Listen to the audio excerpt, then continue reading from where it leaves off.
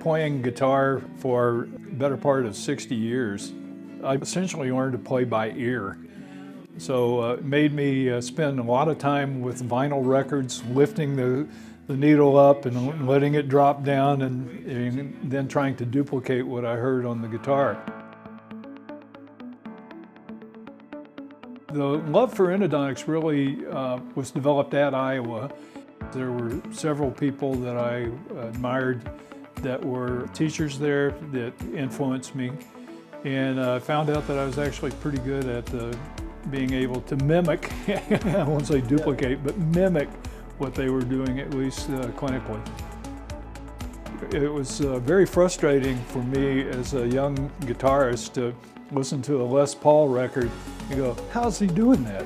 And not have, he was using tape recorders on tape recorders. The music part got me into the technology part.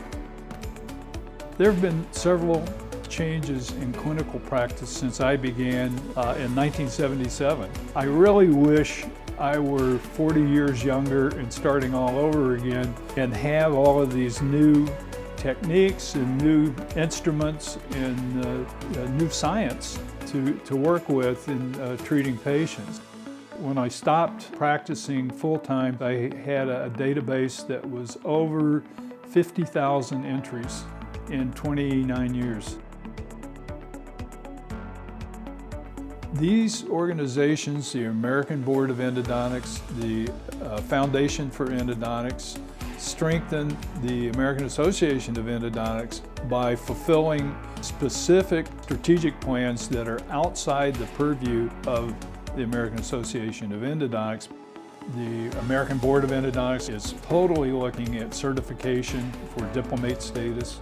The Foundation for Endodontics is really the primary area for fundraising for research, for researchers, for endodontic fellowships, and for educators, to support educators going to CE courses as well as for teaching. I think continuing to cross-pollinate the boards from different boards that allows you to have the perspective of, for instance, a director of the AAE looking at issues that the AAE specifically has to deal with and administer. It gives you a chance to at least have the perspective of the other group and appreciate what they're trying to do. Advice I'd like to give to future generations of endodontists: don't neglect yourself.